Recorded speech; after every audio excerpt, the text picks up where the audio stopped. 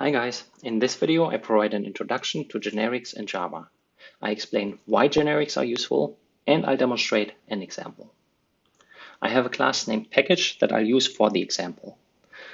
This class represents a real package in the real world, and so any package can have any item in it, and the item that's currently stored in the package is represented by a single member variable of type object named item.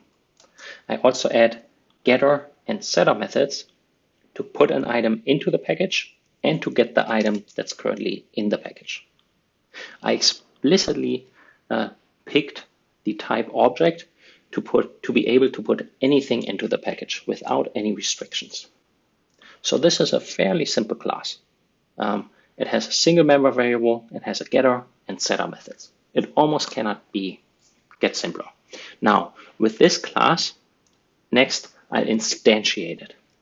I declare a variable of type package and I call the default constructor. With this object, I can now call the setItem method.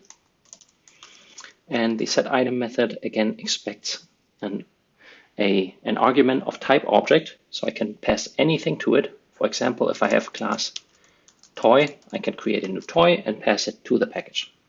Now this package contains a toy. So far, so good.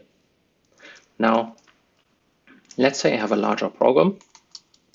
So there's some code, and at some point I want to get the item in the package.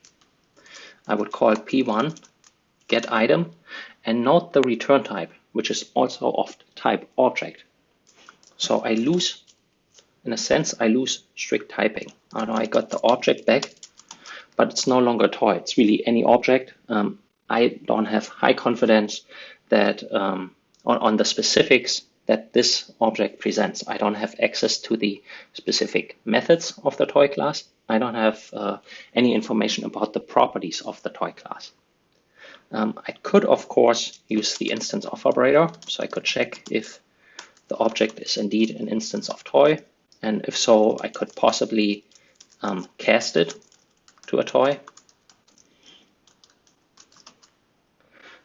And if there are other types, I could use else blocks and check other instances of other classes.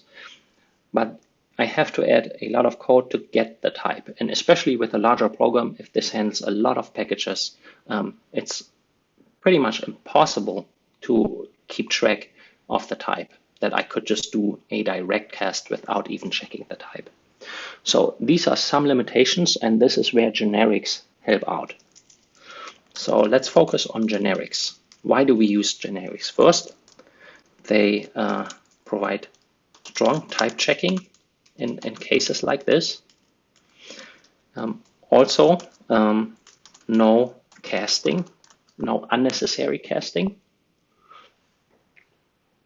So essentially what we want to have is when we pass a toy to it, we get a toy back.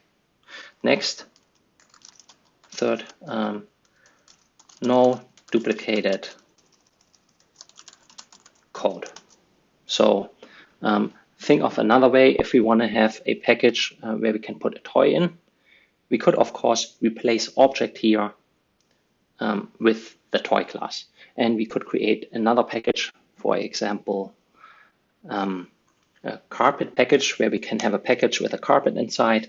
We replace that in that carpet package class with carpet. And then we can have a third package class that is specific for another item, and so on and so on. So we would duplicate all the code, and the only difference would be the type. So this is where generics help out. We want to essentially have a placeholder here, and then when we create a new package, specify what the type would be. This can be done with generics, and generics can be used on the class level and on the method level. In this video, I only focus on the class level. So when we use generics on class level, we add the generic definition after the class name using the diamond operator, and inside the diamond operator is the generic parameter. So a lot of times you will see it is T. T is an abbreviation for type, but it's really just another identifier. So we could call it anything. We could call it item, we could call it placeholder, whatever you want to call it. A lot of times you will see a single capital letter like T. Now this T we can use anywhere in the class definition where we want to use this type. And so this is now a generic parameter. This we can specify when we instantiate an object of the class, and then the type that we specify at that point will be essentially put here wherever we have this placeholder. So this is the generic parameter. Next, when I instantiate that class, I use in the declaration the class name, followed by the daemon operator, and inside the daemon operator I can specify the class. For example, toy. If I want to represent the same example that I had up here, I call this P2, and then I call the constructor package, and again daemon operator with toy. And here I create an object with a generic argument of type toy. And now essentially what we have is the code here, where everywhere where there's T is now toy, the type toy. So let's see when we call set item. We can now see this expects a type of toy, the one that I specified here with a generic argument. So now when we pass in a new toy in this package, and later we call the get item method, this is now a strongly type check. It returns a toy just like the type that I passed to it. So I'll call this toy2. And now let's say we want to have a class where we don't just store a toy, we want to have a class, for simplicity, I want to have a package where I want to put a string into it. I declare package, and now I pick the type string as a generic argument.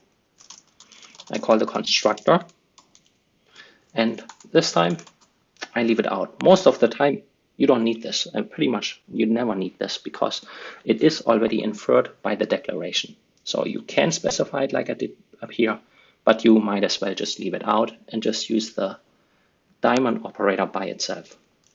When I have this now, I do set item, and now this time set item expects a string because I specified a string as a generic argument.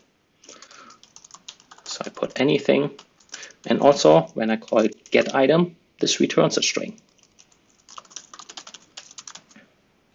So I have strong type checking, and I don't have to do any casting because of that as well. And because it's a generic parameter, I can now specify any type I want for this package.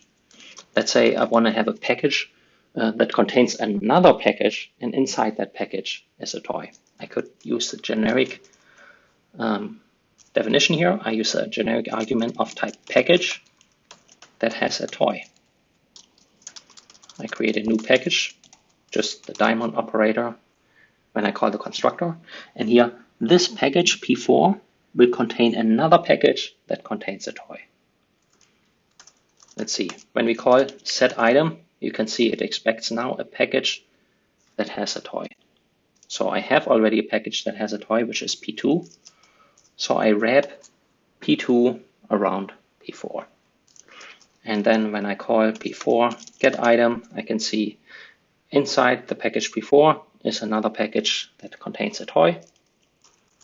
And when I declare this here,